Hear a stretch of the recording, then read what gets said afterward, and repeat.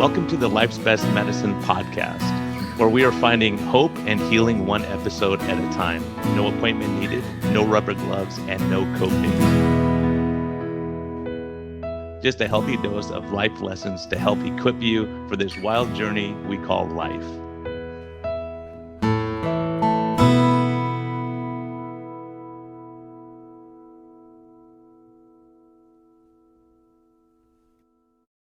Hey everyone, it's May. Gosh, can you believe it? Summer's coming up. We have a lot of fun stuff planned, a lot of traveling and all those kind of things. So hopefully you stock up on Simply Snacking. They're the people who made these podcasts possible. They have paid the bills a little bit and helped to do the production and all that kind of stuff. So please support them. Get their healthy chicken and beef products. You can put them in your carry-on bag. You can stick them in that little seat compartment in front of you on the airplane, which is what I do when I travel. And then you don't have to have the chips and crackers and all the other stuff that they're going to pass out to you. So, please support them. They believed in me when this podcast started, and I am very appreciative to all the listeners, and hopefully you're getting something of value. We're talking about relationship, we're talking about sleep, we're talking about all the other things that matter, not just what we're eating. But if you're going to be eating something, make it Simply Snacking. So thank you so much for your support and for listening. Have a great day. Hello and welcome back to the Life's Best Medicine podcast. I mean, people judge my discernment sometimes, because last time I had this person on, I had my wife on, and that's kind of dangerous. It's a lot when you're recording stuff. At least I know the editor, so I could have edited things out, but it actually worked out pretty good. Dovid Feldman, welcome. And you brought the boss with you this time, so we're turning the tables a little bit. Miriam, welcome. Miriam Feldman. Wow, I'm in trouble now. I'm outmatched, so I'll try to. If you two start rolling your eyes and writing notes down, I'm going to start getting nervous. But welcome. It's so great to have you here, because you talk about the most important relationship, intimacy and relationship. It's so important. A lot of us are struggling right now. And a lot of people that, my patients, I think it's has a huge effect on health and mental outlook and all that. So welcome. I'm here. I'm glad to hear your wisdom. Of course. It's such a pleasure to be back. I got a lot of feedback from the last time I was on. So I know that your podcast and your words definitely have an impact in the world. So keep up the good work. Yeah, I love it. It's funny because all the people, when I go places, I'll say, well, how come your wife's not coming back on again? She gets nervous. She gets nervous doing this stuff, but she can't believe I'm doing it, because she's the extrovert and I'm the introvert most of the time. Wow. So it is kind of fun. Nice. That's so interesting. So who has wisdom here? Who wants to share first?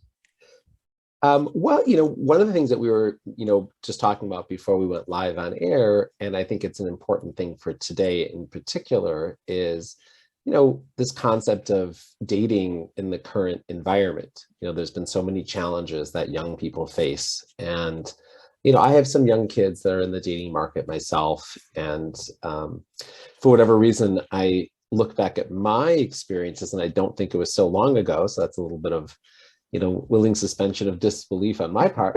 It was a very long time ago. Yeah, I know. It doesn't seem like a long time ago, but you look back like, that was a long time ago. We see the pictures and go, wow, that was a long time ago. Yeah, it was a long time ago.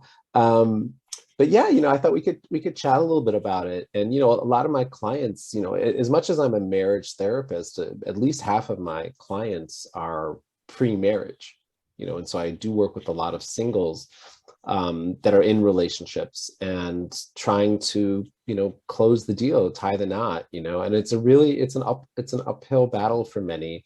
And a big part of that has to do with a lot of the messages that people are, taking in from today's, social milieu, or just the way technology has formed, different type of social interactions, and just the way we've been kind of brainwashed a little bit to think about marriage and relationships. So I thought that'd be an interesting topic, and also give my wife a chance to share, because in her book that she just came out with a book called God Said What, and in her book she also talks about the transition from dating to marriage. So yeah, let's talk that up.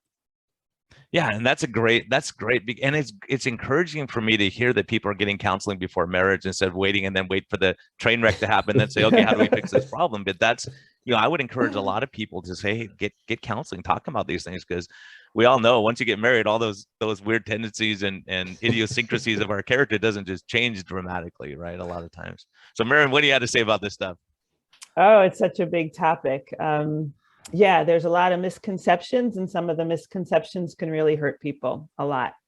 And yeah, so Dovid was saying that I just wrote a book. I finished it. It was an 8-year process, but I actually went back in time to when I was 23 years old. And I don't want to give the book away, but it had to do with me going from like a very liberal lifestyle to becoming more close to my faith, observancy of Judaism. And rules changed, paradigm. There were a lot of paradigm shifts. And so even taking myself back in time as a 23-year-old living one way, and then kind of slowly and with tremendous resistance, making a transition. But, there was a reason for me choosing to make that transition. Everything was a choice. And going through that, the way that I used to date, and then how I dated in a different, using a different paradigm shift, and then also into marriage. Just fascinating to go back into the mindset. And so a lot of people today are dating, and it's just unhelpful, some of the misconceptions that people have out there. And it's funny how you use the word train wreck. People get married and then the train wreck happens. People don't go into marriage thinking that. They watch movies, and movies kind of end at the scene of the wedding, and everybody's so happy. And then it's a matter of that commitment and that living together. And all of a sudden, why do our eyes change? Why does it go from, oh my gosh, this is the only person I ever want to be with, to like, oh my gosh, who did I marry, kind of thing. Yeah, what did you get yourself into? And for you, were you raised in a faith tradition and then you went away from it and then came back? No, I was raised Jewish, but in a very secular type way. And I really struggled with even being Jewish, because for me, it was kind of like I wasn't religious. So why was I even called Jewish? Like what was Judaism? What is Judaism? And so, there was like God put like a carrot on the stick, and that was kind of like an ex-boyfriend or a pseudo boyfriend who I thought had gotten into some kind of cult. And when he actually was exploring Orthodox Judaism. So it was a very confusing time, because God's like, well, if you want this guy, this is what, you got to explore your faith. And I was just like, what are you talking about? It just kept being like all these paradigm shifts. But one of the most fascinating things, and one of the things that really kind of hooked me in a positive way, was understanding how the Orthodox date and how they view marriage. And that was very, obviously not everybody's going to be Orthodox, and not everybody's supposed to be Jewish, but the point is, there's a lot of wisdom there. There's a lot of wisdom there for all of us. Yeah. What wisdom can you share? Like what changed in your heart? What changed in your attitude? What was it about faith that brought you back to relationship or helped your relationship? Yeah, sure. So I'll share. So I actually call the book God Said What, and it's hashtag my Orthodox life, because Torah is looked at as like the blueprint for life, that there really was is a creator, and this world that looks so random and strange, that there really is a spiritual happening going on. And so there's a dynamic between men and women, and our culture has made it that we're very friendly with each other, and very just casual, and that these relationships should not be casual necessarily, because there's a natural attraction between a man and a woman. So something that even happens in marriage sometimes, when a woman becomes friendly with a coworker, or her husband becomes friendly with a coworker, we kind of see this all the time. And we think those relationships are, well, it's just casual or just being friendly, but how that can be a danger to marriage, that there's a certain sacredness to marriage and to the commitment. And as human beings, accepting that we are human, and that even if we're not having problems in our marriage, that friendliness with that coworker can turn into something else, because there is a spiritual component to everything. One of the things that Dovid and I deal with in terms of working with couples is this concept, and it's called the concept of Ruachstus. It's something that I've written about, and Dovid and I talk about, and it means a spirit of foolishness. And it's not just being foolish. We're all foolish in many, many ways. But what can happen is, especially if let's say a couple's having some challenges, but even if they're not, even if everything is fine, when there's like a casual friendliness between couples, like, oh, they just go on dinner dates a lot of the time, or neighbors or coworkers, that what can sometimes happen is that because of the male and female dynamics, they can start liking each other. A woman who's happily married could all of a sudden start feeling attracted to someone else's husband, and vice versa. And it could just turn into, what happens is, even someone that she wouldn't necessarily have been attracted to, this thing called Ruachstus can kind of like just take over, where she loses, or he loses, all sense of sense, basically. And so people don't realize that it's kind of like a spiritual danger, because as soon as, like, let's say an affair, God forbid, does start taking place, what can happen is, as soon as the couple is caught, or one of the spouses kind of catches them, or whatever it is, all of a sudden everything just cracks and breaks. And the people who were having the affair realize that, wow, they didn't even know that this is where it would lead. They weren't like it. It's almost like a wake up, because of that, kind of spirit that kind of takes over a little bit. And again, everything is, especially Judaism, looks at God as just one. Everything is one. So it's not some foreign object or whatever, but there is a spiritual reality going on. And so there's a certain sacredness and commitment that we have in our marriages, and that just casual relationships with people of the opposite sex, so doesn't seem to help marriages. And I think we can look around and see that kind of thing is going on. Dovid, I don't know if you had anything to share. Well, I think you explained your position very, very well, and it is fascinating. And we do see, I like the point that you were making, which is, that once a partner is called out on their behavior, right? Oftentimes it takes a lot of effort from the suspecting the spouse, because they'll mention it, that something seems wrong, or sometimes they even point blank say, are you having an affair, or things like that. There's a lot of, denial and gaslighting. But when it's finally brought out, it's almost always the same reaction from the spouse who's, stepped over the line, which is they're almost as much shocked at themselves as their partner is shocked about them.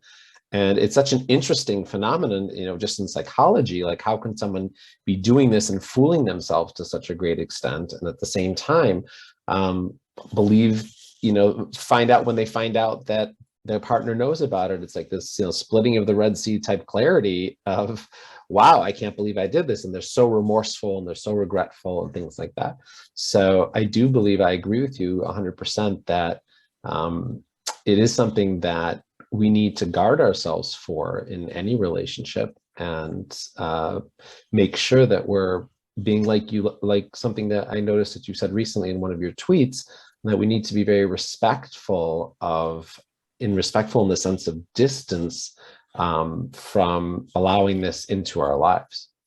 Yeah, I think it's important, because we let our guards down when we're with people that we're close with. You have a glass of wine, and then, you may share things you don't want to share, whatever, this intimacy. But I think the important thing is keeping those boundaries and say, okay, there's certain places I'm not going to go.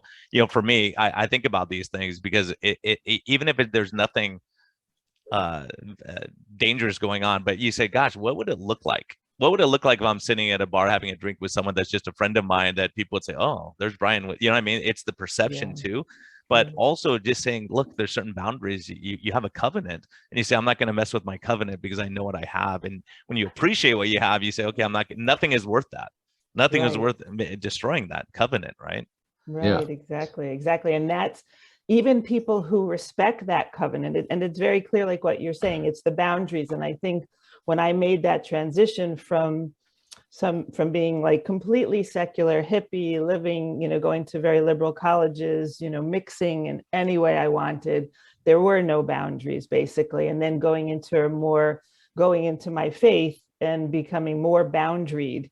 This is this and this is that, and all that kind of stuff. Even like David and I are Sabbath observers, so there's a boundary. When Friday sunset comes, I light candles at a certain time. I make a certain prayer, and our world is different because, first of all, there's a spiritual reality going on, and then also in welcoming in the Sabbath, David and I, we are not on technology. We're not using phones. We're not driving.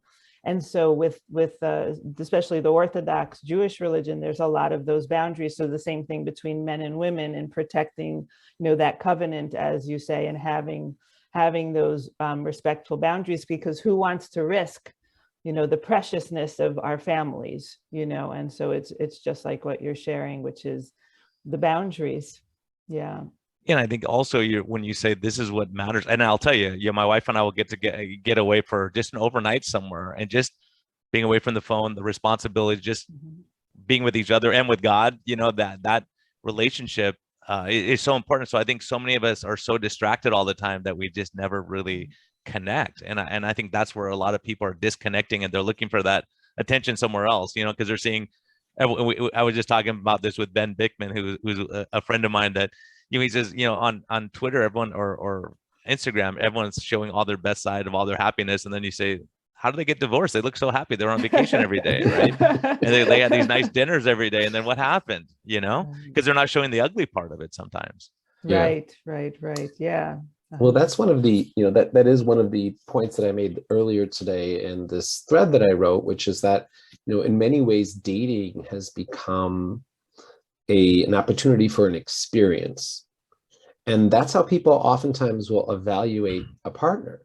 What restaurant did they take me to? What did they look like? What car did they come pick me up in? How much sex did we get? It becomes this kind of show. And I don't blame young people today, because that seems to be a big part of how they're evaluated. If you don't show up in a certain way or behave in a certain way, the person you're dating is not going to look past any of the facade and will just leave. So, dating is an exploratory process where you're trying to discern the character of your partner, not a social experience that, is going to lead to nowhere. And I believe that this whole Instagram phenomenon, as well as, the social media sensationalism, it's leading people to kind of bypass the deeper parts of what relationships and family are all about. And then they don't have the tools. They look at all relationships in that same way. And then people don't have the tools or even the values of sticking it out and trying to build something more. And they're just there for a hookup, for the experience, for let's have fun tonight.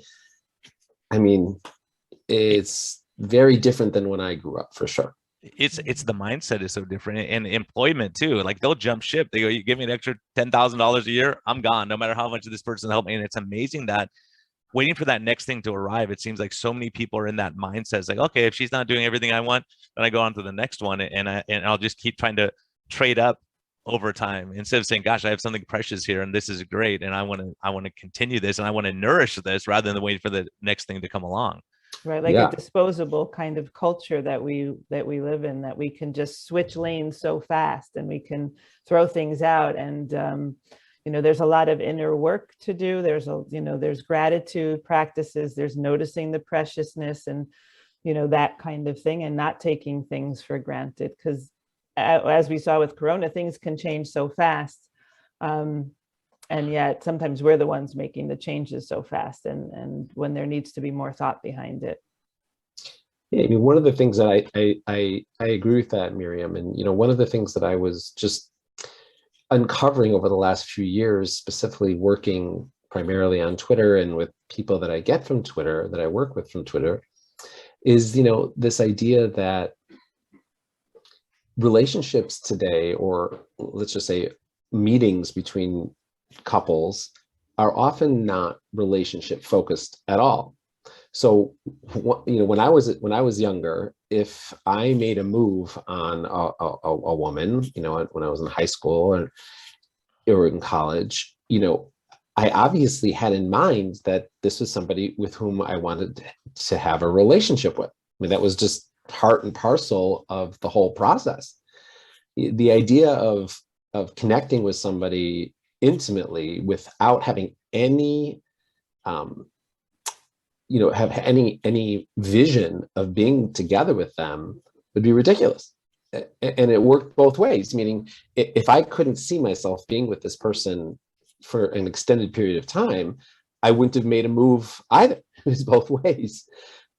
Today, those two things have been dissected. They've been separated. So there's a whole, world of people who date and engage in dating like behaviors with zero foresight into even acknowledging that this could be something more. I mean, they can openly say, I'm not looking for any relationship, but let's just hook up.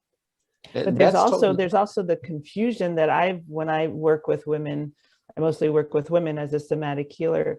Some of them are even confused, like, he asked me out, but I don't know, are we friends, or is there an interest in something more? There's all that confusion as well. And in the orthodox dating circles, it's like when someone is interested in getting married, and usually it's in the early 20s, they kind of like, it's like, okay, so I'm interested in looking for my soulmate and looking for someone to have a whole lifetime with.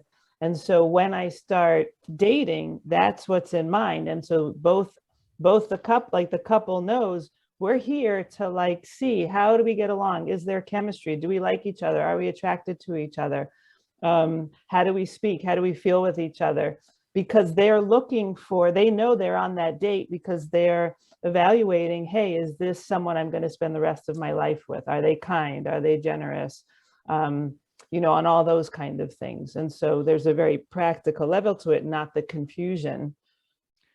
Yeah, and one of the things I noticed, that there's a lot of self-centeredness, it's about me. I want to eat at this place. I want to be treated like a king. It's about me, instead of saying, okay, how do we, what is important to my partner? What's important to them? And if I, as a matter of fact, just to show my dedication to my marriage, I'm going to a middle school play this afternoon. Right? I was like, oh my goodness, really?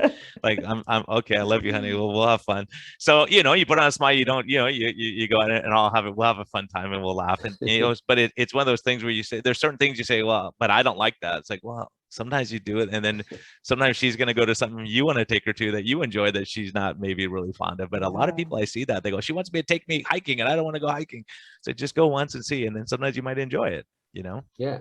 Well, it's interesting because I know in Christianity that service, like you said, is a big part of your religious kind of doctrine, and I would assume that Brian, that in this type of dating environment, that you can't really practice service at all, because you don't really get a chance to know the person well enough, or to have that trust built up where you can kind of express your faith through your actions. I mean, do you see that?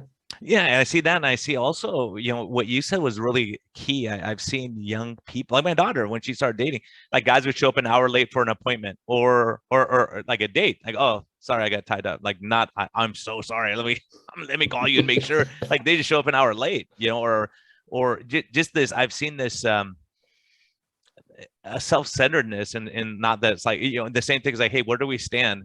And there's no answer. Like, at least say, hey, I'm not sure. Let me, this communication saying, yeah, I'm not 100% sure. I mean, here's some things I like, and here's some things we can work on, or whatever. But I've just seen this weird trend. And, as a matter of fact, I walked in the other day and my daughter was watching like Married at First Sight or something. I'm like, so these people just, like, other people determine who they are and they just get married, and then they have to figure out everything on the honeymoon. Like this is, to me, it's just, I mean, I dated my wife for 8 years and we went through a lot, and I had to kind of like you, Miriam, I had to have a religious awakening to make that relationship better, because before it was just about me. And then I realized, hey, if I make God the center, and I focus on these certain rules, whether I like gravity or not, it's still there, right? It's like, I can't say there's no gravity because I don't believe in it. Well, it's there still. So I think there's certain things when you start putting those things as the center and say, okay, look, I don't even know how to explain it in terms, but really saying, okay, it's not all about me. It's not about my wants right now, and say, okay, I can die to some of these things, to have a better marriage down the road, Yeah, totally. It's having that foresight that there is a higher power, and what does that higher power want? And then not serving ourselves, not serving our ego. Of course, totally being in touch with our individuality and our creativity and all that kind of stuff, but also recognizing like that there's a higher purpose for each one of us here, and what is it?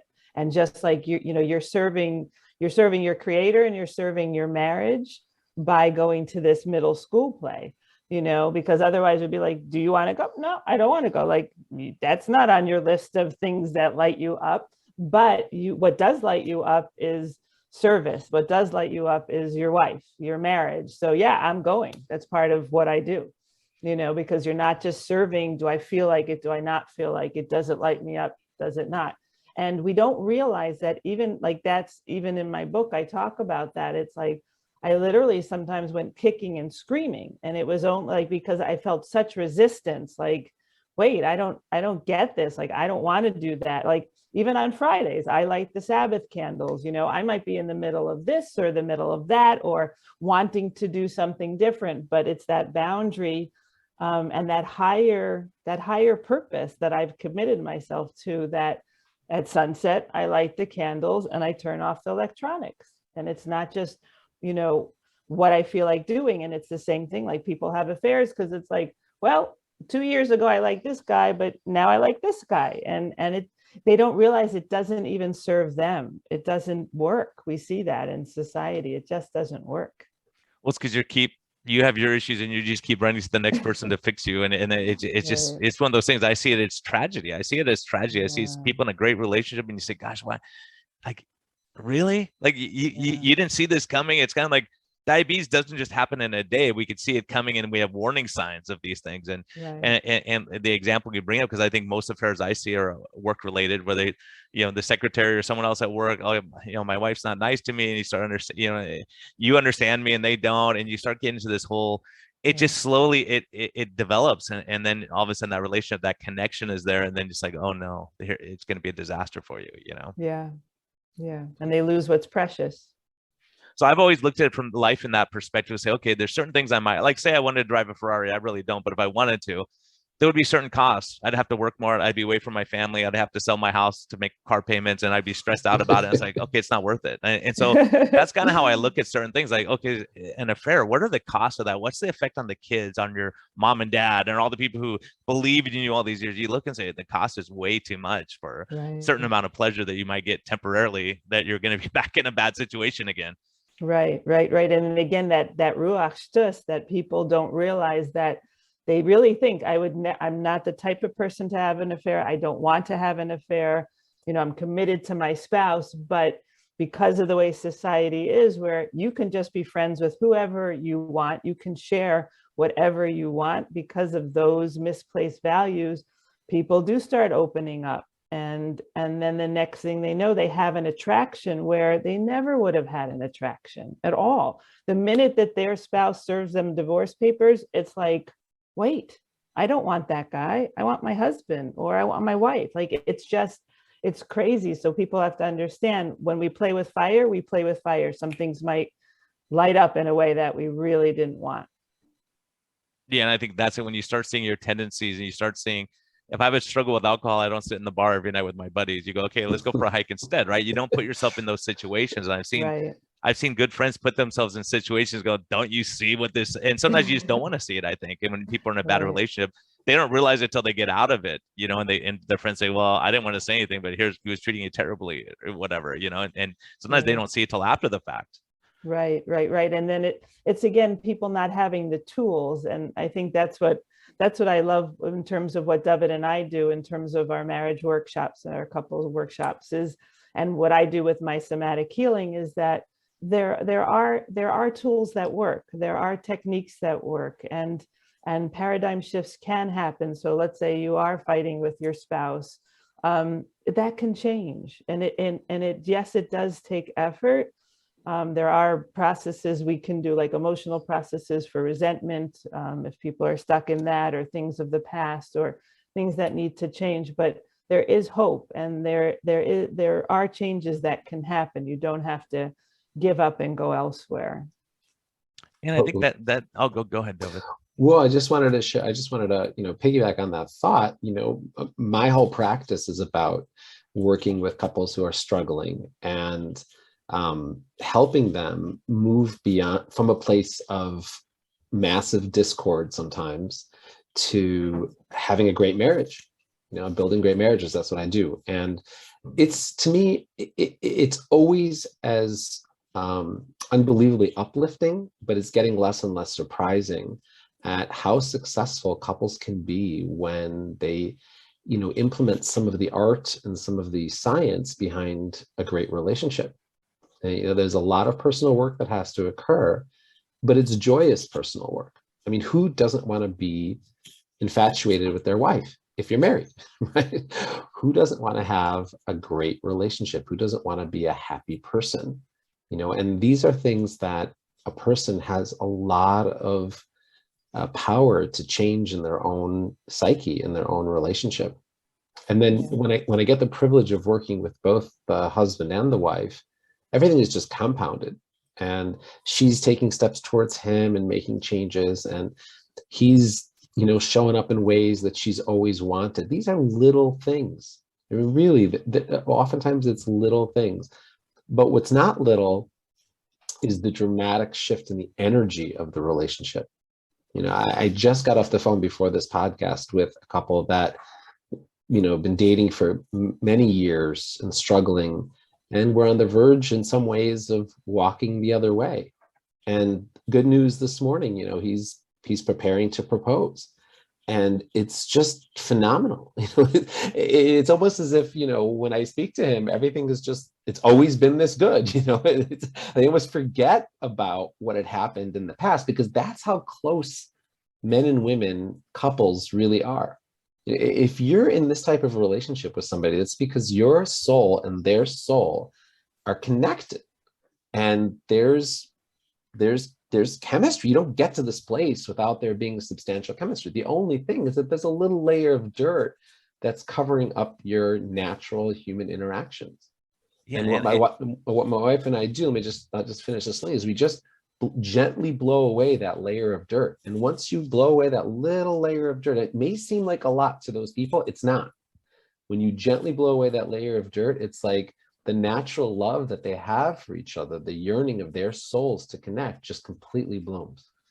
Yeah, it's a weird analogy, but the way I see it is, like, say if I'm going to go buy a new car, and I go on and I just bought the new car, and people are, how do you like the new car? I was like, well, it doesn't have this, doesn't have that. And I'm complaining about the car the whole time. You say, well, why'd you buy the car?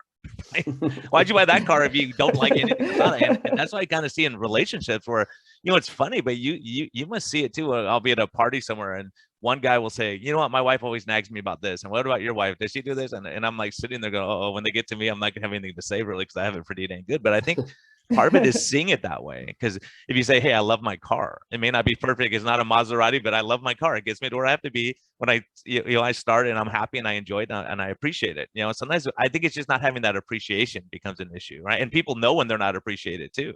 Mm-hmm. Yeah, it's like that energy. And Brian, you have like a light about you. So I can tell that you probably practice gratitude, and you practice being in just that higher place. And it really does make a difference. Well, and I think you do. I think when you go through, like, people say, why are you so happy? And I was like, well, you haven't met my wife, right? But that's, I think part of it is being appreciative of what you have, instead of looking for that next thing all the time. Say, okay, I'm going to make it the best. Like some people, I'll talk to them every day. I talk to patients and I go, you're stressed out and you're worried and you don't sleep and you have all these things. Like, I can't change my situation, but it's like, well, you can change your attitude and say, okay, my job's terrible, but I'm going to try to be nice to someone at work, or I'm going to have some motivation of it, or you change your job, you figure something out, but you can't be miserable every day. And part of my joy really is, I went from a practice of working 16-hour days. Now I'm, half an hour from my house. Now I work 2 minutes from my house, and, I'm seeing patients, I'm making a difference, and I get joy from that. I get filled up when I see patients. Before it was just like a treadmill going too fast that you couldn't keep up. So you when you look back and go, okay, I'm not there anymore, I appreciate it. Yeah, beautiful. And then you give people the hope that they can also make those changes too, because you did it and it's possible. Yeah, and then when they see them come back, you think, wow, I remember he was on tons of insulin. Now he's off all of his meds. He's happy, or she's doing great, or the relationship. Sometimes something, it's amazing the power, like things I said 8 years ago, and the patient will say, remember you said this 8 years ago? I'll say, no, I don't remember saying that. Well, that changed my life. That made me think differently. And so sometimes just being that, and I could see in your relationship, you're very supportive of each other, and you've worked, you've done you put in the hard work. And one of the things I've seen in marriages that fall apart is that it's always work.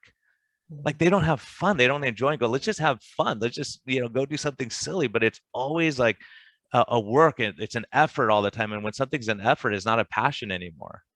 Right. Yeah. People have to make time. Like, as you said, you like take the night off and you go somewhere and you get off the phones and you get off the electronics. And so it's doing that. It's having the passion and and having the fun and the lightness, where you choose, we're not going to talk about anything serious. We're just going to have a good time. We're going to do something different, But, talking about that approach or that perspective, it reminds me very much of a health journey.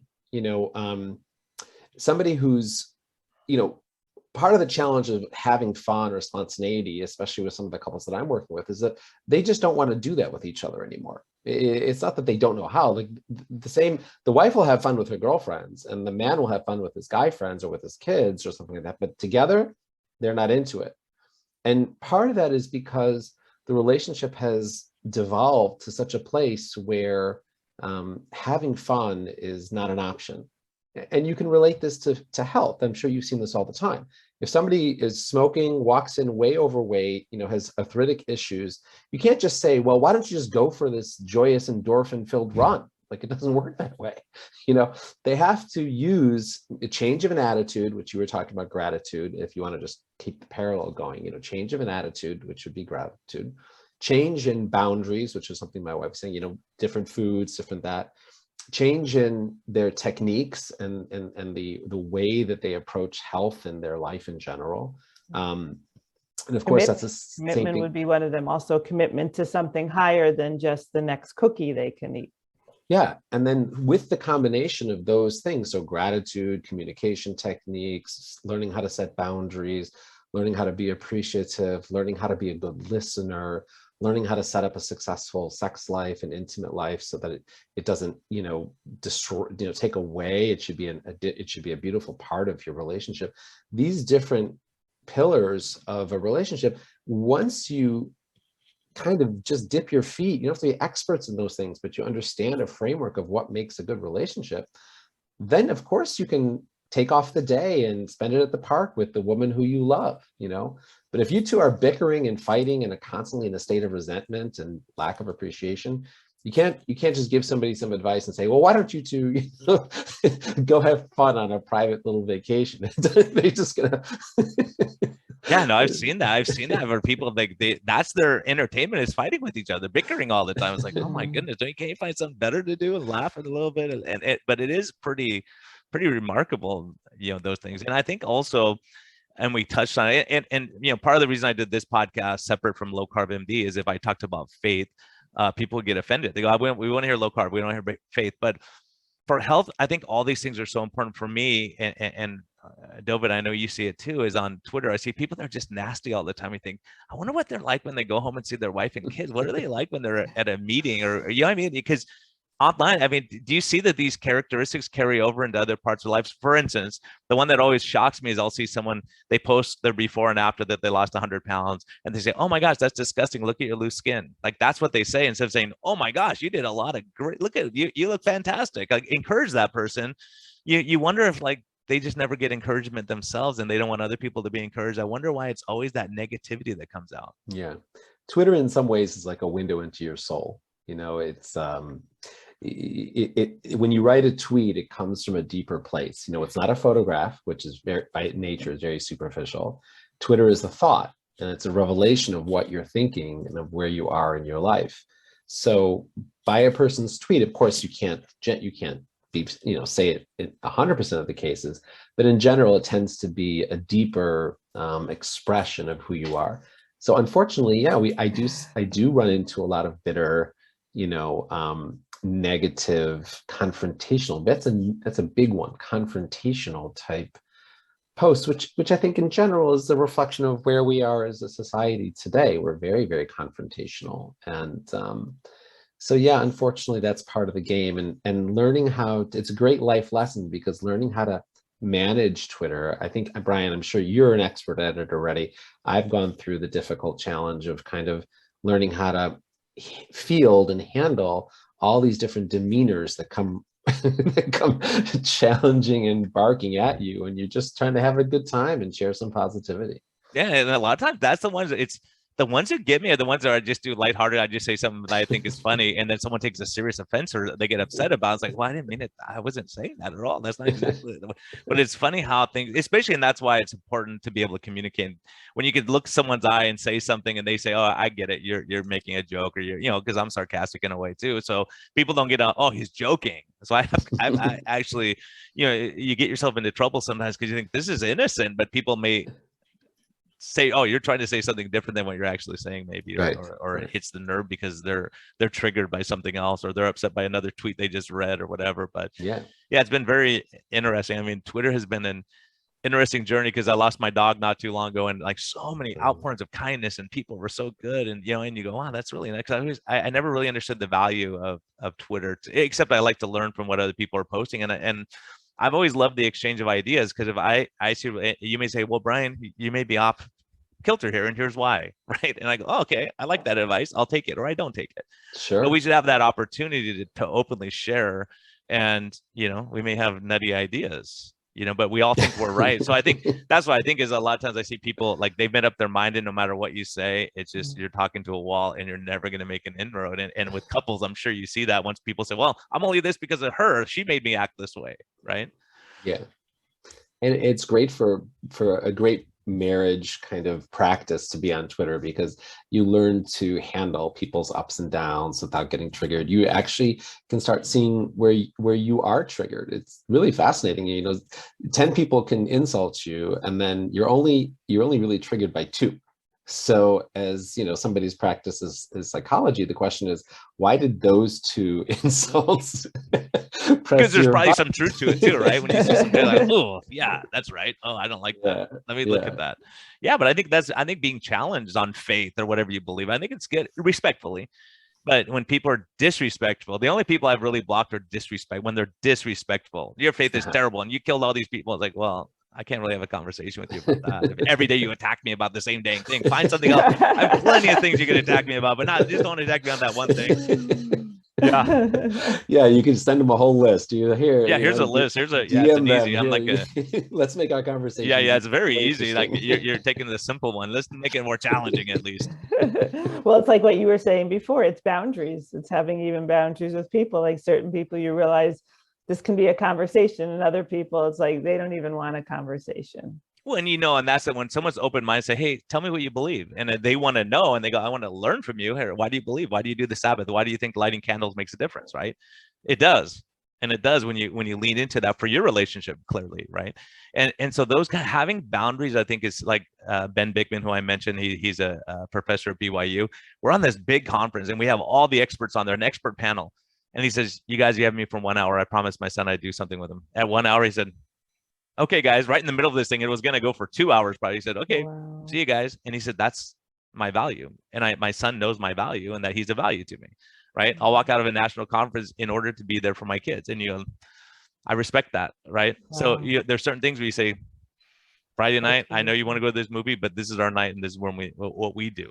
Mm-hmm. This is our tradition, and this is where we find our peace. And just turning off the electronics. People don't realize, just being, not staring at your phone. And I've seen it. I was out with friends last night, and at the next table, a husband and wife were there the entire time. They're both on their phones. They never had I don't know, do you think we were saying, okay, when you see them talk or smile at each other, let me know, and we'll Wow. we'll enjoy it, but not once during this time. You go, wow, that's pretty tragic, totally disconnected.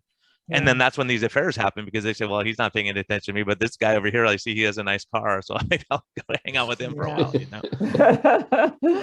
Yeah. So what are some important life lessons you've learned in marriage? What are the things that you said, okay, this is what's going to make us solid in our relationship? Meryl, you want to go first?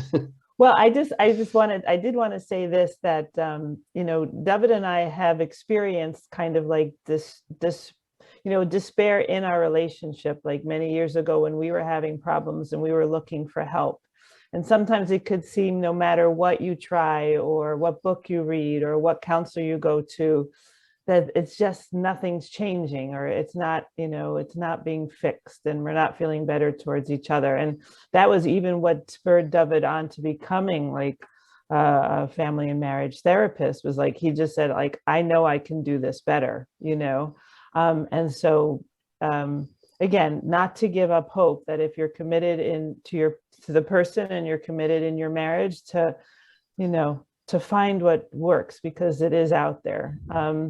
What was the question again? Or what have you done, like not giving up hope? One thing in your relationship that's changed from when you were struggling and on the rocks to now when you're having this connection and enjoying each other's company more. What were some secrets that you learned, or things that you put into practice to say, I'll just, even if it's say, hey, when I go get my coffee, I'll make you a cup of coffee too. When I'm putting my toothpaste on, I put my wife's on her. She does it for me if she's in there first. And little things like that are just dumb little things, but it sends a message that, hey, I'm thinking about you and I want to make sure you're taken care of. Yeah. So I think for us, gratitude was a big thing. And finding any little thing, like we could have complaints a mile long. And then again, as a somatic healer, I process my emotions. Like, I'm always going to be honest with myself. I'm not going to necessarily be honest with my husband or my children or whatever, but I'm going to always be honest with myself. And so processing my own emotions, my own experience of a situation, and then, not doing that spiritual bypass of like, I'm only going to see the good or only be in gratitude. So I let myself as a woman have my feelings and my emotions, but like, I really, like, every morning, like, I do this practice of never take anything for granted. And then there's a whole long list of so much I don't take for granted. So like with my husband, it's like, for sure, I'll be sharing with him at least once or twice or 3 times a day, things that he's done, or he is who he is, that I'm grateful for. Thank you so much for this. This is how it makes me feel, like something like that. So that's for sure a given. And my husband does it for me as well. And that's a great foundation. Also, just relating to my husband, one of the things that I learned is that language is very important. I even have like a marriage e-guide, with like 6 tips for women in terms of how to speak, how to communicate with their husband, how to make things better in their relationship. And one of those things is to say I'd like or I'd love without the word you. And so even one time my husband and I were in an Uber, and he's the kind that doesn't put the seatbelt on, and I'm the kind that does. And I always want him to put the seatbelt on, So I said, could you put your seatbelt on? And I knew that I wasn't saying it in a way that felt great to him. So I said to him, like, how could I say that, in a way of desire without the word you, where it doesn't, So he said, how about saying, I'd love your seatbelt on? Now, to a woman, it doesn't feel intuitive to speak that way to her husband or to anyone. It feels like really weird. But I said, does it really make a difference? And he says it does, because could you put your seatbelt on kind of sounds like bossy. And I'd love your seatbelt on feels like you care about me. It's just a different thing. So words are really important. Yeah, and even saying that, I care about you. I don't want to lose you. I want to just make sure you're safe, right? I like this relationship. I want you to be around, things like that, even with health. And I've seen that same thing with health, where someone's eating too much and the spouse will say, oh, you're getting so fat, you're going to die of a heart attack, you're going to, it's like, instead of saying, honey, I'm concerned about you. I want to I want to do what I can to help you. And, I want to work with you on this. Let's be a team, whatever it is, those kind of things, that just that tone change. Yeah. Because the person, when they tell them not to do it, they do it even more, because they're saying, I'm going to show you, I'm going to do whatever I want to do, and then you get into this contest, basically. Yeah, it's like the little kid in you comes out and says, don't tell me what to do, kind of. Yeah, exactly. I'm going to do it the way I want to. I'll wait 5 minutes and do it instead of doing it now, whatever, playing little power games or whatever. Yeah. That's Dovid, how about you? What do you say? What changed? What did you see? Sure. So both of you have been talking about some foundational changes between gratitude and the communication piece. Those are really, really important. Just to add another one to the list that was really changed me was I developed an aversion to fighting, and that made a really big difference for me personally. It's so easy to fall into a negative confrontation for whatever the reasons are. You may even have a good reason. But over the last, 10, 15 years, I've really been working on myself to avoid fighting. Now, it doesn't mean that I can't express disappointments or desires or change requests or things like that. But the concept of fighting is something that has really become like kryptonite to me and to my relationship. So if I sense that a fight is coming on, I do my best to shut it down. I'm not perfect, but I do my best to shut down fights. And again, it's not about problem solving or getting to a better place or, being passive aggressive and avoiding issues or anything. It's nothing like that. It's just that the negativity that is created through these fights, and fights can spiral out of control pretty easily. People can say things that they could never take back. I remember when my wife and I were, going to see a counselor years ago, she would bring things up that I said 15, 20 years before. So I was like, wait a second. That's true. You remember those things stay, but it shows you the power of that and how it stays too. That's right. Those hurts are there. Yeah.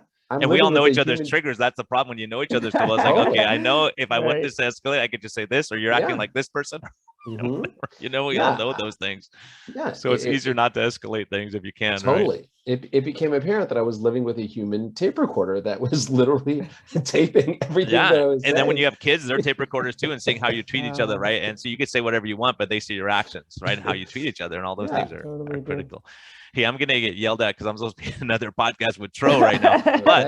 But I want to ask you both before we go. He can wait a couple minutes. He's a patient guy. He's from New York. They're very patient over there. I'm a New Yorker. I'm not so sure. What's life's best medicine for you both? Dovid, you go first. Like when you go, hey, here's life's best medicine. Here's what I'm going to tell my kids that matter or my friends or someone that I just want to leave this with you. Sure. Happiness is a choice, and it's something that you can create for yourself and for your family for sure. Love it. So you're saying the best medicine? Yeah. What's life's best medicine for you? Where do you what gives you that drive or that motivation or that inspiration, or like when all hope's gone, what keeps you going? What keeps me going? I guess that I have a purpose here, and there is a purpose to this thing of life that looks so random, and that and to make the choice to walk in that purpose, whatever I can choose to feel that purpose might be calling for me to do. And it's always kindness. Kindness is is a choice and a purpose, and that we can make this world a better place. Doesn't get better than that. That's awesome. But thank you both so much. Tell us about your book so people can get it, and we'll put a link to it. Maybe Dovid, you can send me a link to all your contacts and all that. But for people who don't want to look, can you tell them? Yeah, sure. So it's called God Said What? #My Orthodox Life by Miriam Feldman. It's on Amazon, and it's a fun read. I put a lot of laughter in it, and it's very inspiring. And so been getting beautiful feedback, and I'm happy that it's out there. It was a big birthing process, and for people to enjoy, and to also the message that we all have a purpose. We all have a purpose, and there is hope on this planet. Amazing. So, Yes, yeah. and Meryl and I run a couples workshop. Miriam and I run a couples workshop. So if you want to find out more about that, you can obviously see me on Twitter at Dovid Feldman, first name, last name, or you can go to my website, dovidfeldman.com. And it's a great couples workshop that will definitely boost your intimacy and help you and her get back together again like you're supposed to. Yeah, and we also work individually. So if a spouse won't come, like I work with women, and Dovid works with both men and women, or just, if one will come and not the spouse, that's, and I do somatic healing, and I can be found at miriamruchel.com. But we'll put the links. And thank you so much, Brian. Thank you, Brian. No, it's been it's been such a blessing to me. I love talking to you both. I get energy and your positivity, and and what I will leave everyone with the word of wisdom. If you're the one in the relationship who doesn't want to go to counseling, you're the one who needs it the most, bro. Trust me on that one, right? So usually the one who thinks they have their act together, they go and they go, oh, am I really doing this? So I think it's really good for us. And I'll tell you, the marriage relationship, the relationship, that is going to affect how you treat everyone else. That's how you're going to treat people at work. That's how you're going to treat the waitress and waiters. And that's how you're going to treat the person at the gas station, whatever it is, and I think, marriage is humbling, but we have so many life lessons. So everyone, hey, be kind to yourself, be kind to others. I know you got something out of this, so I'm so happy to share this with you. And these are words of wisdom. This is stuff that's going to make you enjoy life more. Like, that's important. Not just what you're eating, or not just, all these things go together. So thank you both for your wisdom. Sounds good. Thank you, Brian. All right, have a great you. weekend. I know you will Take anyways. care. And I'll survive the play. I'll let you guys know. Yep. Blessings. Right. Blessings to you. Take care.